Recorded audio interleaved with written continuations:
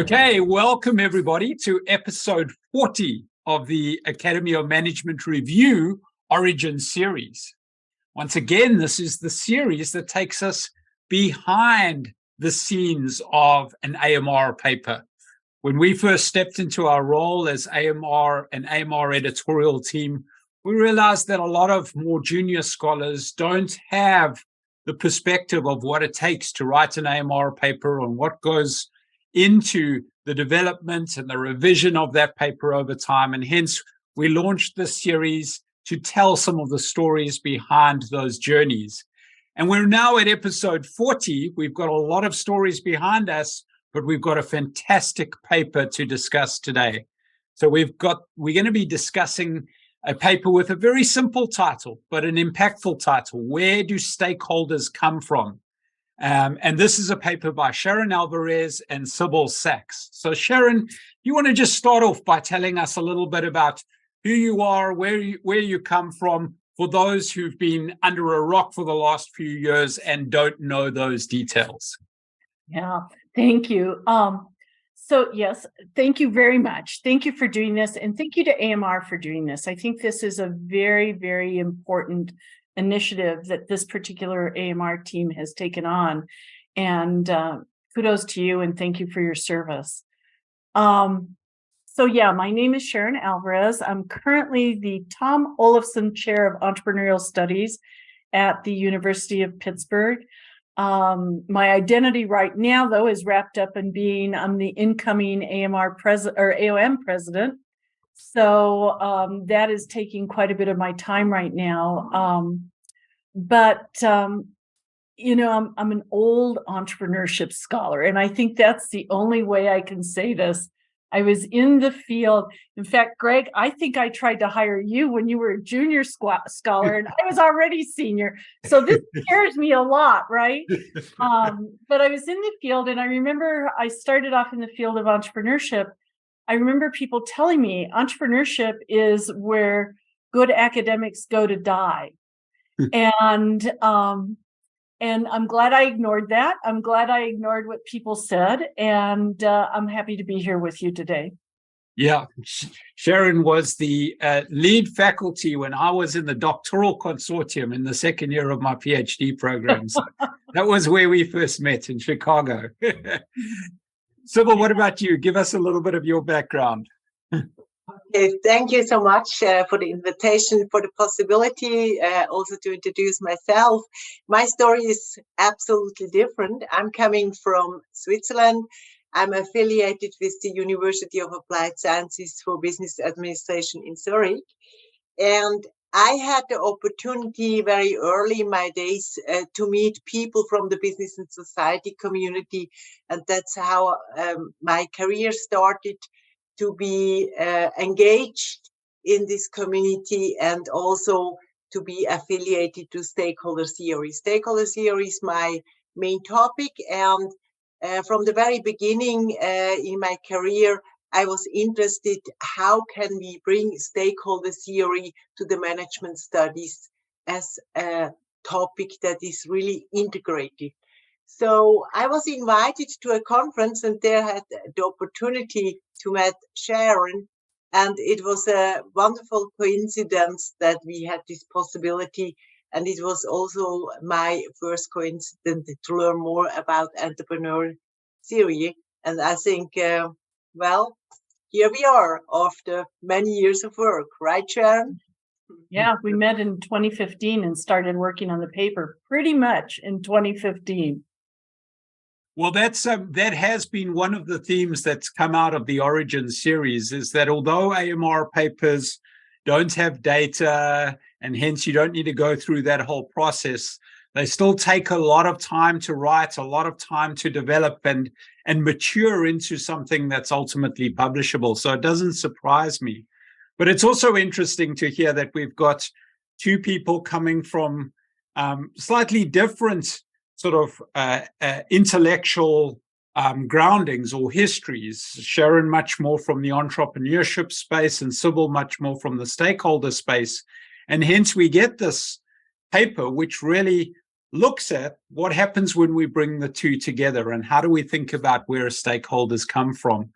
But Sharon, can you just give us a sort of high-level view or an elevator pitch of what is this paper essentially about beyond the simple answering of the question that you've got as the title?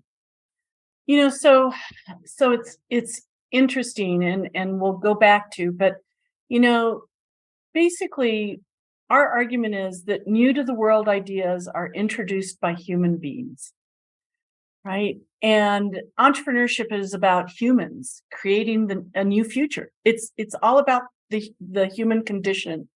And I've got a little blurb, and I'm going to look at it because I wanted to have some structure to this. But the paper puts humans and then stakeholders ultimately at the forefront of entrepreneurship in firms, right? It suggests that the emergence of stakeholders comes prior to the formation of an entrepreneurial opportunity and the emergence of the firm. So it really does take the entrepreneurship process, but it brings those stakeholders really quickly, and it explains how they drive the process. And we use the theory of common ground, and I see you kind of furrowing your eyebrows, so I'm going to let you ask questions here in a little bit. But one of the reasons that common ground became so important for us comes out of linguistics, and it talks about how things form, if you will. And in linguistics, they call them conversational experiments, and we call them conversational experiments in the paper. But basically, I'm wandering around someday doing whatever it is I'm doing, probably walking my dog. And, I see something that I think is kind of interesting or different or, not consistent with all of my experiences. And I happen to mention it to Sybille. And Sybile's like, that is kind of interesting. And now we're having a conversation with you, Greg, and we mention it to you, and you're like, that is kind of interesting, right? So we start talking about this different thing, if you will. And it's not really a concrete idea yet. It's not really, it's just we're having these experiments and we're building. We each are building on each other's conversation. And eventually we're like, wow, maybe this is an interesting idea and maybe there's something there. So then we, and we may be bringing other people, and we may say, I don't know enough about this. Let's find someone who does know something. And then, pretty soon we start to really coalesce into something that we think is of interest, and it becomes a common ground. Now, we hear common ground tossed around a lot today, and I'm going on more and more, but I'll finish with this. We hear the term common ground tossed around. We hear politics. They're always talking about, we have to find a common ground. But it really is a theory, and it has some pretty concrete assumptions, right? About you have to have, in order to have common ground, your beliefs, your values, your knowledge, and language. You will have a language that reflects this common ground that is unique to the common ground and may be exported later on. But for the time being, we're using it to help us make meaning of this thing that we're trying to understand.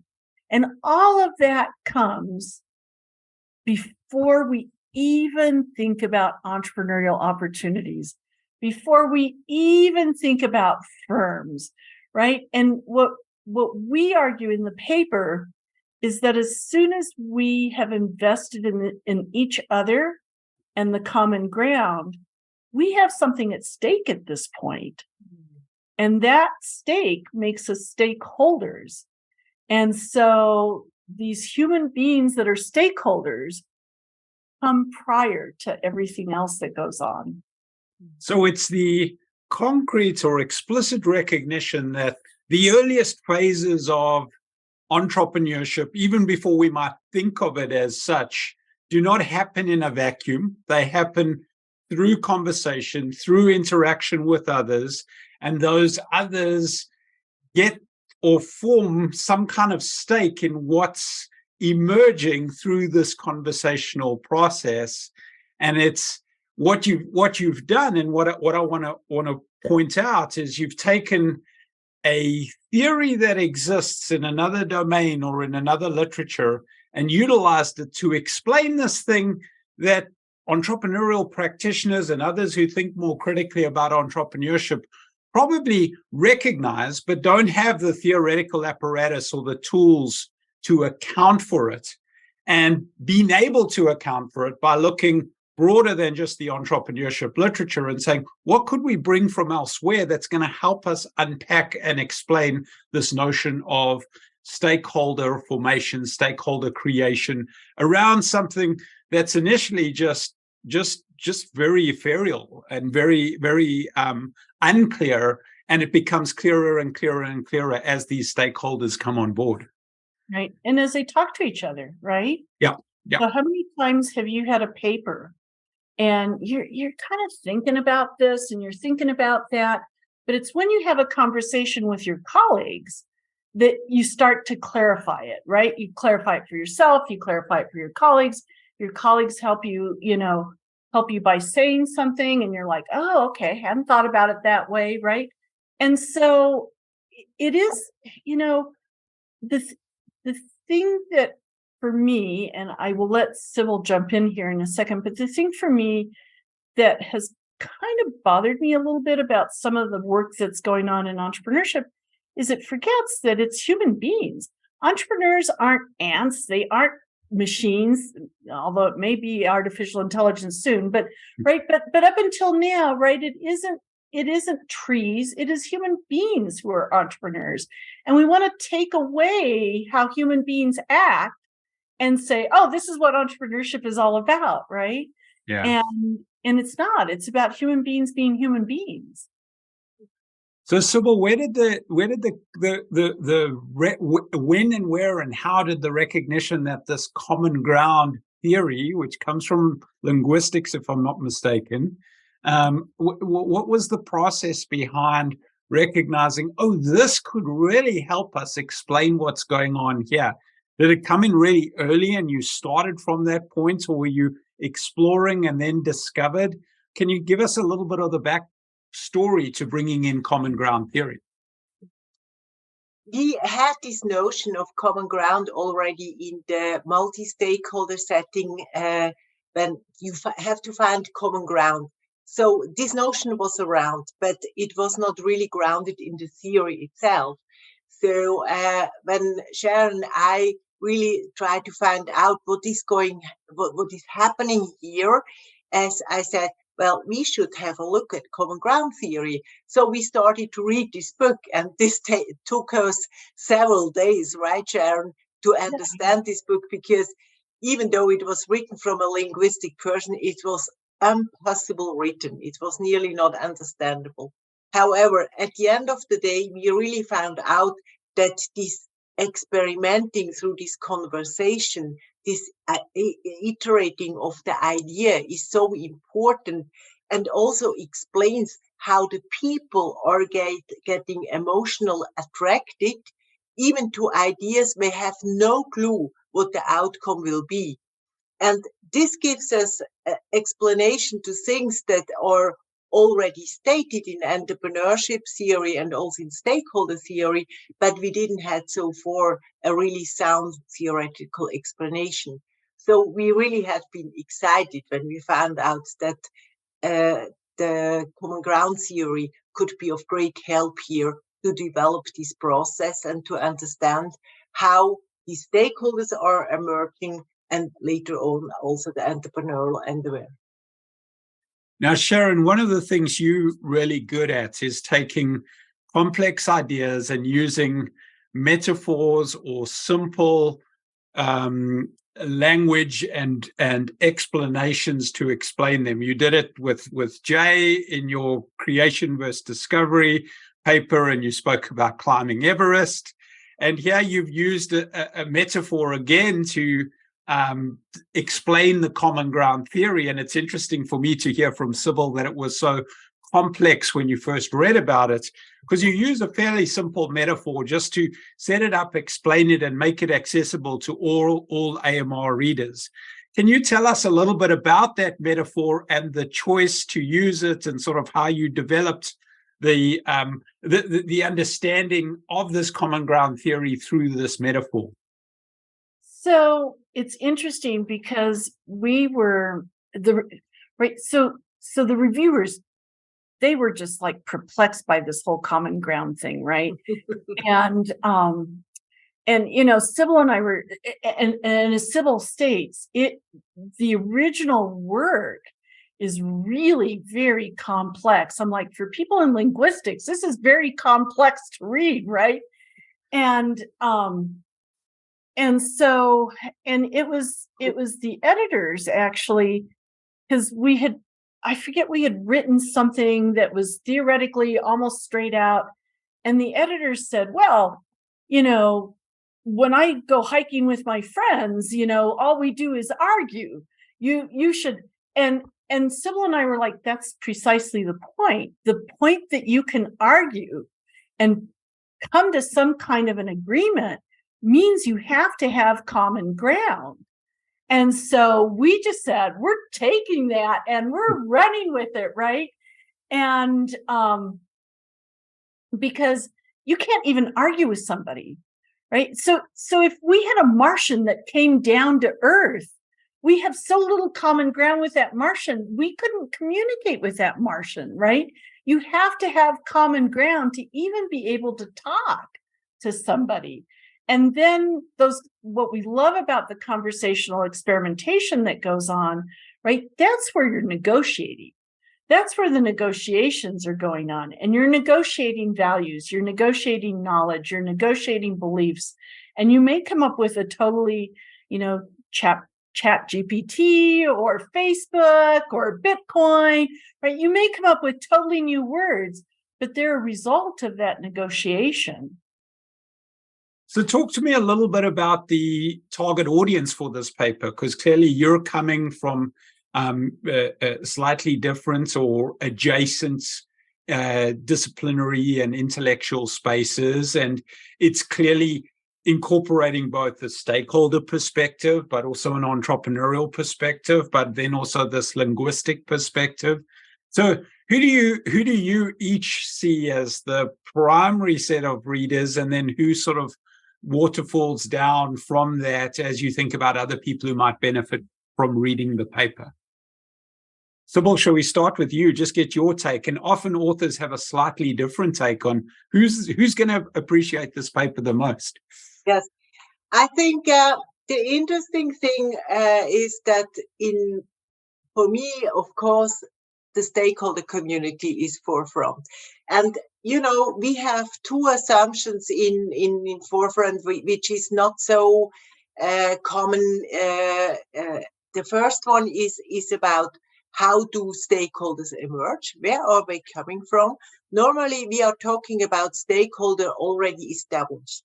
So have this possibility and this explanation that stakeholders also emerge by this conversational experiment, and that due to this conversation they invest and have something at stake. I think this is very important to the stakeholder community. And the second thing is about uncertainty, because normally we don't talk about uncertainty in stakeholder theory. In the meantime, we have some papers. However, to take this into account and to see how stakeholders are dealing with this uncertainty of the product and service ideas, this is also very important. And I think that's how I would see that the perspective of stakeholder community is very important. So, and what about for you, Sharon? Yeah, I think, again, it's this notion in entrepreneurship.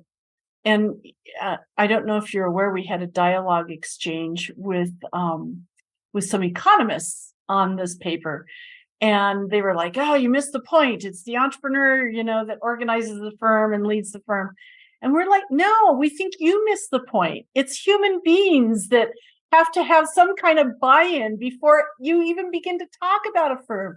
And you can't write contracts if you don't have language. How can you write contracts, even incomplete contracts, right? Mm-hmm. And how do you do that if you haven't done all of this pre-negotiation? And even in the entrepreneurship literature, I mean, we talk about, the entrepreneur goes out and they get stakeholders to pre-commit. no, the stakeholders, I mean, you can maybe get them to pre-commit about things that aren't important, but about your core ideas, your core philosophies, who you are as a firm.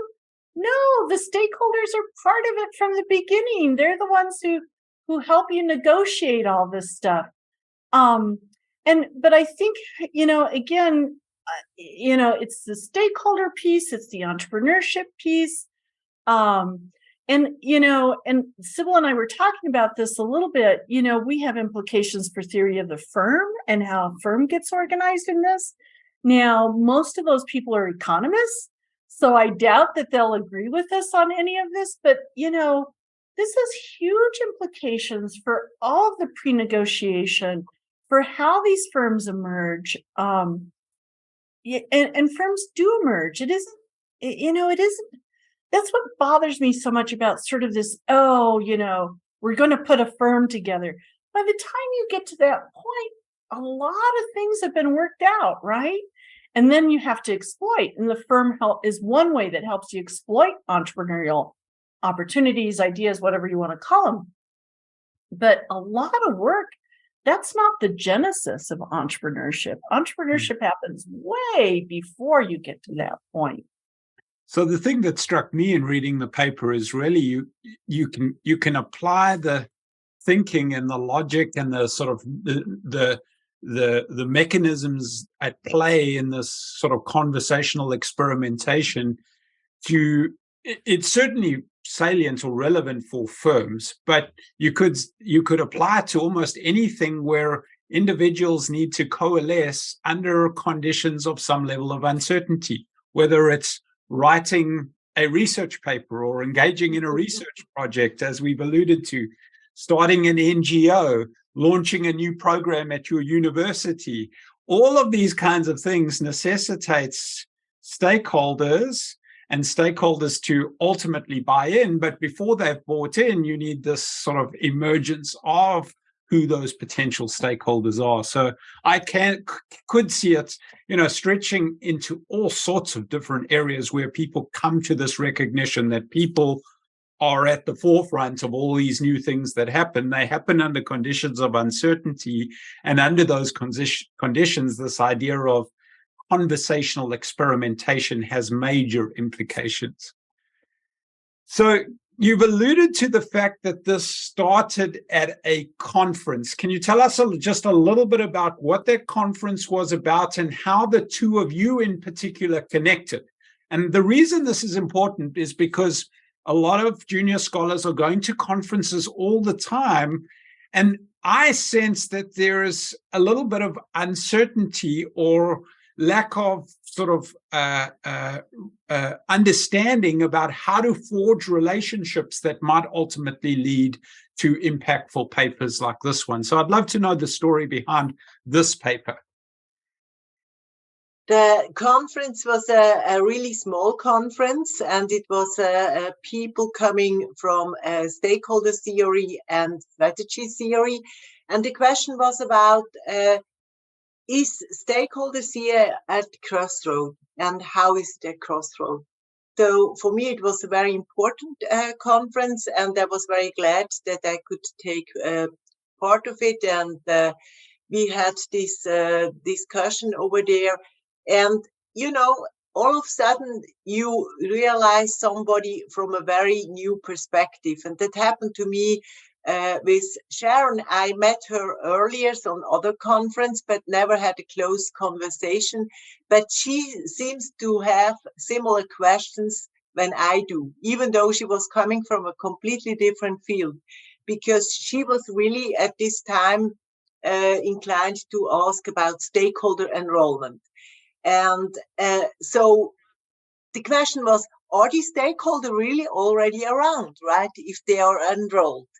And this start of conversation brought us to the questions, where do the stakeholders are coming from at the very early stage of an entrepreneurial endeavor?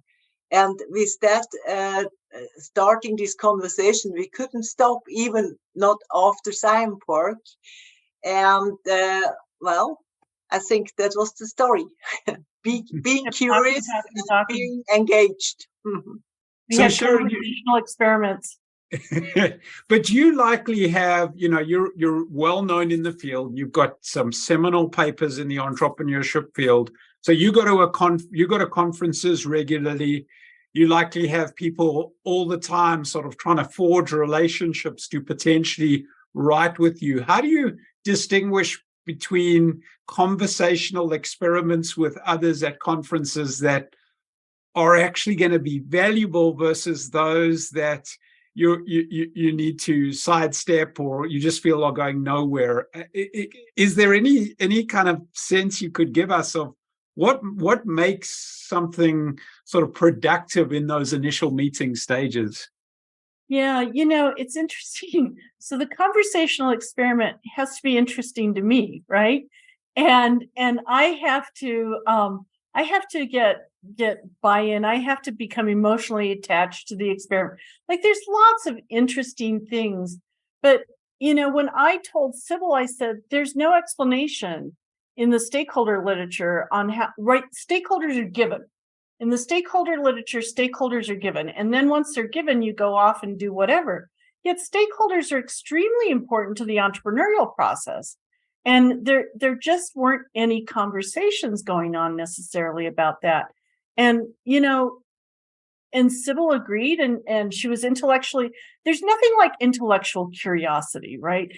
So that's the other thing that really is so very attractive is when you meet someone who's intellectually curious. So there's a lot of people out there who come to me and they're like, oh, I have a paper and, would you give us comments? Well, yeah, no, not really. Because, I have 1,000 people who are asking me that. I can't do that or I'd have no life.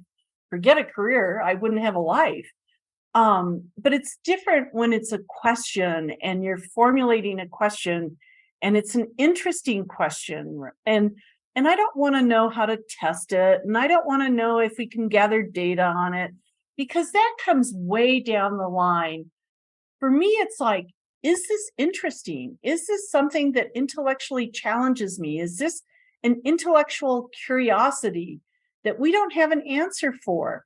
And that was how Sybille and I both started. It was intellectually curious. And Sybille and I were saying before you joined us is that's what's needed in these projects, because there's so much uncertainty. You don't know whether you're going to be able to get it published or not. And so if you're attaching all the enjoyment and value of the project to the outcome, you're only going to enjoy it when you see it in press, you're going to be sorely disappointed by this as a career. You've got to get enjoyment from the process, the curiosity, the exploration, the intrinsic intrigue that you've got with trying to answer a question that hasn't been answered before. And so it starts with who do you forge connections with, and then you continue down that line of just explore, keep the curiosity going, because that's the only thing we really get from these. And sometimes it will lead to a publication and sometimes it won't. So it's very relevant that you start with that as the starting point, because it's not going to just suddenly come down the line. No, and I think that's the sadness is I think about so many junior scholars today. There really is so much pressure on. You have to have those 5A hits or 4 hits or 6 or however your particular school is defining it. And, I just feel like certainly when I got into this business, it was more about what's interesting. What is it that's driving me? What is it that makes me passionate? And the reason I didn't give up entrepreneurship, and I could have so very easily, in the early days, is because I kept asking the question, why? Like, where do these things come from? Right. So that's what I didn't like about strategy. Strategy always said, this is given, and given all these things, where do you go from here? And I was like, well, where did these things come from? Right. Where do resources come from? Which, by the way, this begins to answer that question as well. Right. So both the 2007 paper and this paper, really begin to talk about where do resources get generated? How do you generate resources? Especially, we say the most important resources are socially complex resources. Well, right, this is what this is all about. It's all about socially complex resources. But if you don't ask the where does it come from, if you don't push back, if you don't ask the why, you never get any place interesting. So at the core of this paper is it's explaining a process, and there is both a visual depiction of that process with multiple things going on, but then it also unpacks that process very explicitly in terms of describing what's going on and what's interacting with what. And so I labeled this, maybe rightly or wrongly, as a form of narrative theorizing, which we see relatively less narrative theorizing compared to propositional, and maybe even compared to typology-based theorizing in AMR. Can you give us a little bit of an explanation or unpack why you chose this sort of form of theorizing where you don't have propositions or you haven't broken things down into a typology, but instead it's focused on this process that unfolds over time?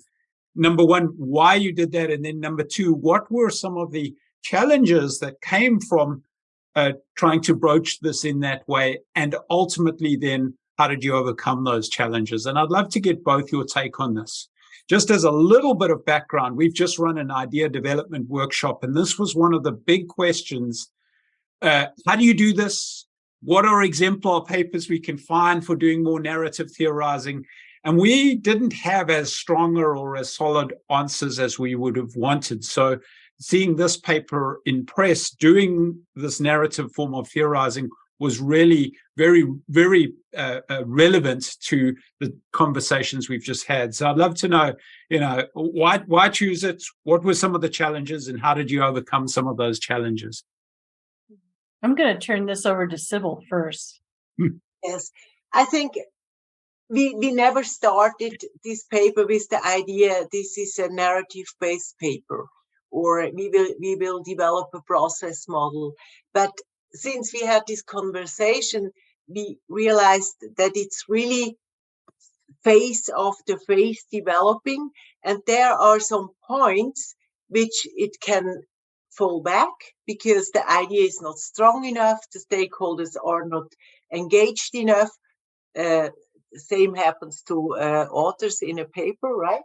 And by the way, and after time when we really introduce this thinking of the linguistic theory, we realize it's so important to understand the process.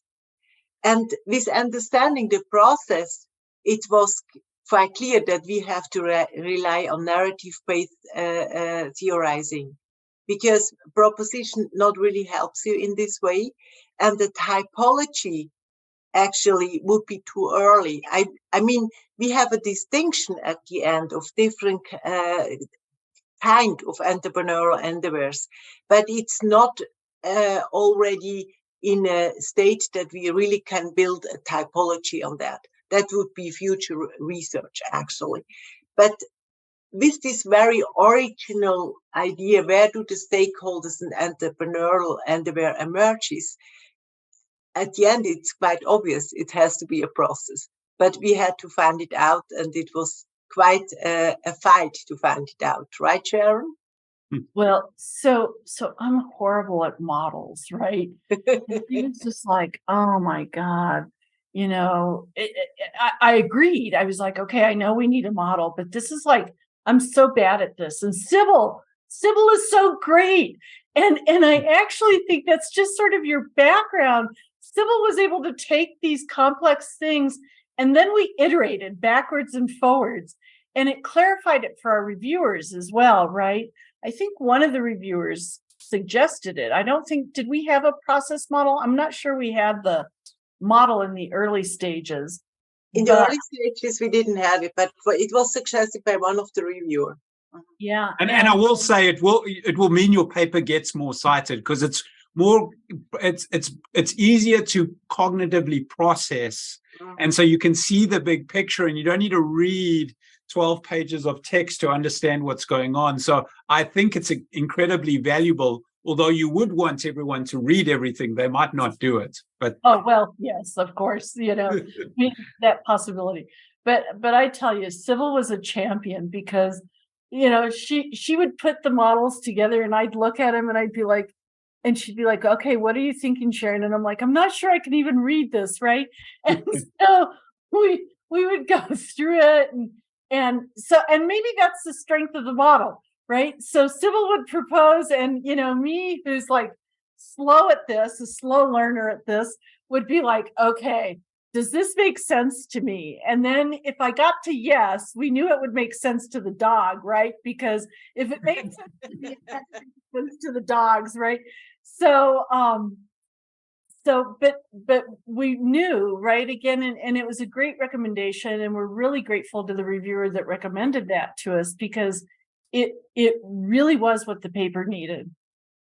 And I will, there's another subtle point to underline or unpack there, which is in writing, in particular, I think theory papers, it can be useful for different people in an author team to take on different roles and almost develop some aspect of the paper almost independently to start off with, like a model or a unpacking a mechanism or writing the introduction or, creating a table, and then give it to the other author or other authors on the team and ask them to look at it with fresh eyes, with sort of the eyes of new readers, because that's how your reviewers are going to be looking at it. And that's how your end readers are going to be looking at it.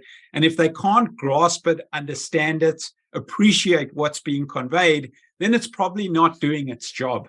And so that sort of tension, or not tension, but just distance between someone developing the model and someone else looking at it with fresh eyes, I think can be really, really valuable. So it's intriguing to, I've tried to institute a little bit more of that in the teams that I've worked with of late, because if you both sit there and develop the whole thing together, then you both invested in what's been developed and you understand what you've done, but others might not as easily.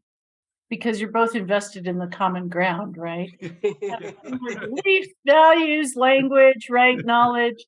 So the other interesting thing that you do really well in this paper is you bring out you use salient examples, and whether it's about new things, new words being formed, or whether it's about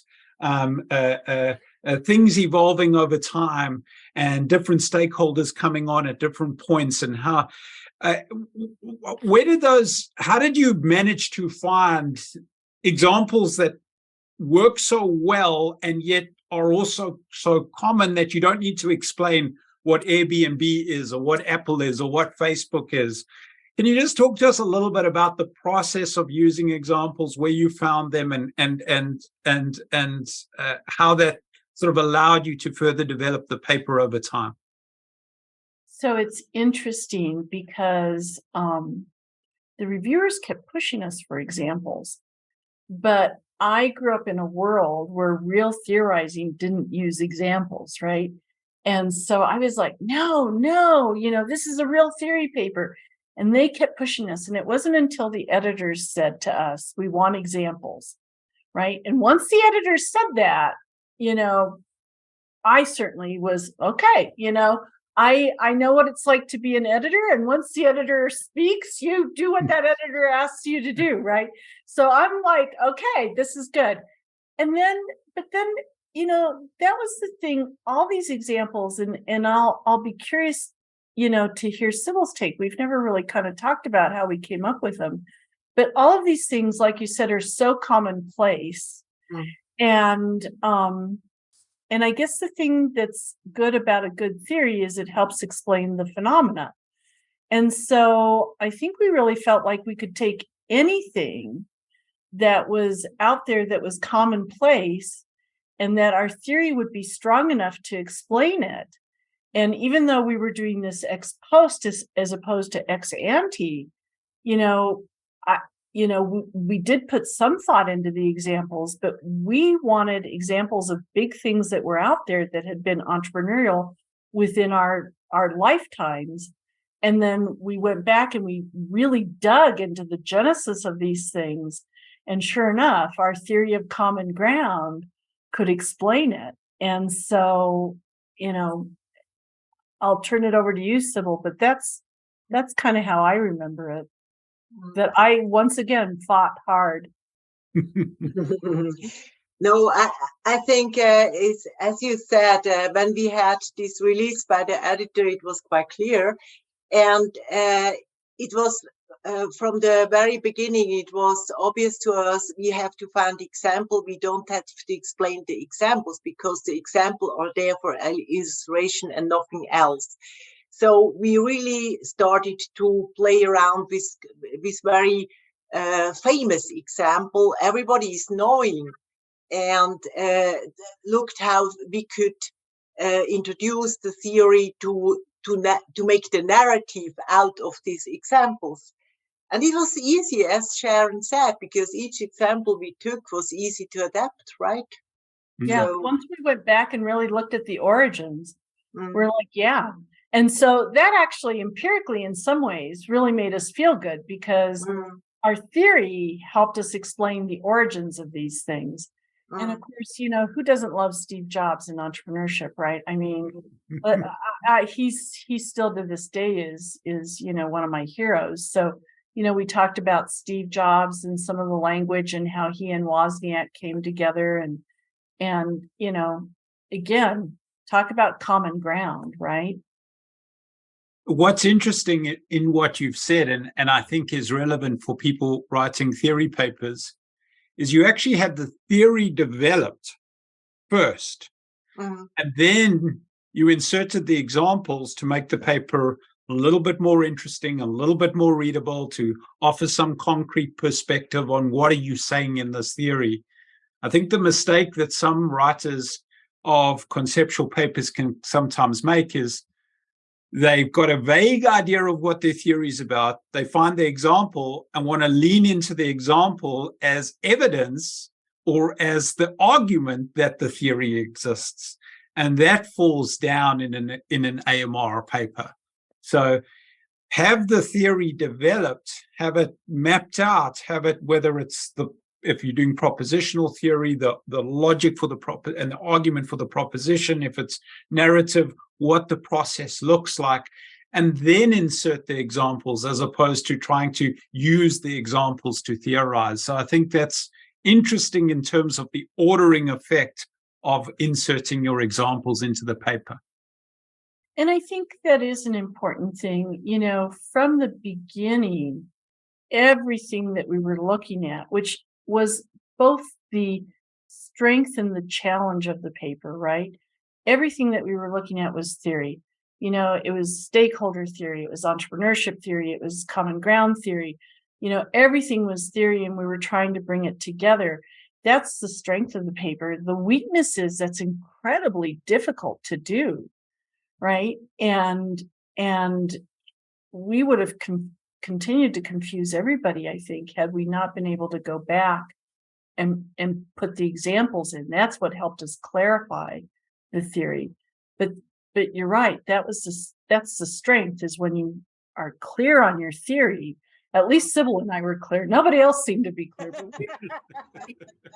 And I want to ask about one additional thing, just in terms of taking common ground theory, which comes from linguistics, bringing it into the strategy entrepreneurship domain, but being able to do more than just apply an existing theory to a new domain, because that doesn't provide the contribution that we're looking for in an AMR paper. And the mistake that I sometimes see authors make is they find something in, I don't know, history or politics or elsewhere, and they just apply it to a management concept and think they've got an AMR paper. What are some of the things you did to move beyond just application of common ground to the initiation of entrepreneurial endeavors? So, and I'm going to turn this over to Sybille in a second, but again, we had a stakeholder theory, we had entrepreneurship theory, that we were both operating from. And we still felt like we had a gap, a theoretical gap, if you will. And we couldn't bridge it with these two theories without bringing something else in. And so what the theory of common ground helped us was, it's the glue, if you will, that held all of our theories together. So it wasn't just the application of common ground, right? So if I had like a little pyramid or a little triangle, right, you'd have stakeholder, entrepreneurship, common ground. Like the three theories are informing, because let me tell you, the common ground theory, I think, has benefited from our paper as well. I don't know if the linguistics people would agree with that, but we've made it accessible in ways that I'm not sure it was accessible before this paper. I'm going to turn it over to Sybille for her comments. Mm-hmm. I think that's absolutely the case, and we didn't borrow common ground theory to make an application to stakeholder and entrepreneurship theory. We really have this blend. It's a blending, right? And I think that makes the difference, because as Sharon said, at the end of the day, we could also make some contribution to the linguistic theory, but we said this is not our original field, so we don't do it, and we stay with the fields we are in. However, each of these theory benefits from each other, and I think that makes really the difference. What you said is so important, that you're not just applying a theory to a new setting, you're integrating alternative or different theoretical perspectives and utilizing their interactions and the elements of each to create something that's new and that's different and that's novel. So we're coming towards the end now, but I want to ask a question of each of you, and it's going to be slightly different for each of you. So Sybille, you got to work with Sharon. Sharon's published a number of AMR articles. She's been an associate editor at AMR. I'd love to know from you, what did you learn through the process of working with her that's valuable for others who might be trying to embark on the process of writing an AMR paper? So I'd love for you to just think about that. And then Sharon, from your perspective, having sat in the editor's seat for 3 and however many years that it drags on and so on, and reflecting that back on sitting in the author's seat, and as you interact both, what would be your advice, perspective, insights that you might provide to someone trying to write an AMR paper? So those are the 2 questions I want to sort of end with. So Sybille, if we can get your take on any lessons learned, insights gained, perspectives generated as a result of having gone through this process. Actually, I learned enormously from Sharon, because Sharon was so knowledgeable how to develop a conceptual paper. This was amazing to me, and it gives me a lot of certainty in this uncertainty, because I was always thinking, okay, if Sharon thinks that's now the way how we can do it, it's good. I have to trust. And so for me, this guidance was enormously. And on the other hand, I think I was challenging, because I was posing questions which he normally was not used to get. So we had this enormous learning that was amazing, and I'm really very thankful to Sharon to have this endeavor. And for the most, I'm very, very thankful for our friendship that developed, because in this conversational experiment, we could develop a bond and turned out to be a friendship. That's lovely. Thank you. That's awesome. And that also makes the process... Children and health problems, and I mean, all the things. I mean, we're like besties at this point, right? Because we've just gone through life together. Yeah.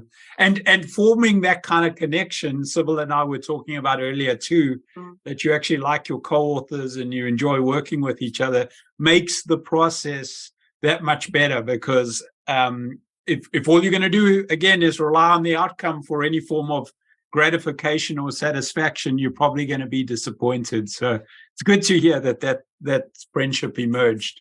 Sharon, what about yourself from the perspective of sort of offering any kind of perspective, advice, useful insights to people who want to try and develop new theory, write conceptual papers? Those are the people who listen to this podcast. So what might you offer? So, it's interesting being an author as opposed to an editor or a reviewer, right? Like we would get some of the reviews back and I'd read them and I'd be like, and the editors would say certain things and I'd be like, and because you're coming at it from all these years of you doing it, right? And so that is hard as an editor to step back and say, you know what? I don't have like a patent on the editorial process. I don't have a patent on what editors have to do. I don't have a patent on the review process, right? I have to sit back and I have to learn from these people now. And that is incredibly hard, I think, or it was for me. I don't know if it would be hard if I did it again, but it certainly was hard at the time. But I'd be, poor Sybille, she'd have to hear me. I'd be like, can't believe they said such a thing, and blah, blah, blah, blah, blah, blah, blah. And I can't believe the editors haven't given us more direction or this or that or the other thing, right? And so that's the hard thing once you've been in that seat, to step back and say, okay, I'm not the expert on this one. Somebody else is. I'm the author on this, right? And so that is incredibly, or at least it was for me. But I think at the end of the day, the one thing I did have that I always remembered, editors and reviewers are volunteers. And they are volunteers that help us make our work, not their work, our work better, right? And this paper, the process model, the examples, and not the specifics, but the ideas on how to make the paper better came out of the review process. And, how thankful must we be to those people who helped us get to this point? How much gratitude? I mean, they don't even have their names acknowledged, right? We acknowledge 3 anonymous reviewers, right? How grateful must we be to someone who, out of the kindness of their hearts, because that's what volunteering, that's what reviewing is. It's the kindness of somebody's heart has chosen to work with us to make our paper better. And so, I think we discount that a lot. And that's probably what saved me from being an obnoxious editor, is I knew that everyone who was working on this was a volunteer. They were doing this out of the kindness of their hearts. They were good people. They genuinely, wanted to see the paper published. And so everything that they were doing wasn't from a place of whatever. It was from a place of kindness. It was from a place of humility, really. And so that's important to remember when you're an author. And I think that ultimately saves you. Awesome. Yeah, you need that saving at times, because it can get a little bit tenuous, or you can feel a little bit victimized or attacked. And really the recognition, especially at AMR, that there's this developmental perspective or process that even if the paper's not going to get published at AMR, the intention is to make it better and to try and adopt that perspective. It makes the whole process a little easier. Yeah. Well, thank you to the two of you. And Sharon, I just want to, say thank you to you for, when I stepped into my role as an associate editor, you were very gracious in helping me and providing time to talk me through what it's going to take, and certainly set me up to start from a position of strength. So thank you for mentoring me in that way. And thank you to both of you for now, at this stage, giving up your time to share your perspectives and insights with others who want to write AMR papers. This process is intended to be a teaching process, a mentorship process, a sort of from a distance helping others process. And we hope that it turns out to be that way. So thanks for your time, effort, and energy, Sybille and Sharon, in providing your perspectives on the background to this paper. And thank you. Thank you for all your service. Thank you for being that kind, giving service person, because that's what you've been. So thank you. Yes, Awesome. And thank you that you give young people and other authors the opportunity to learn from people who had the opportunity to publish something. I think that's wonderful. Thanks.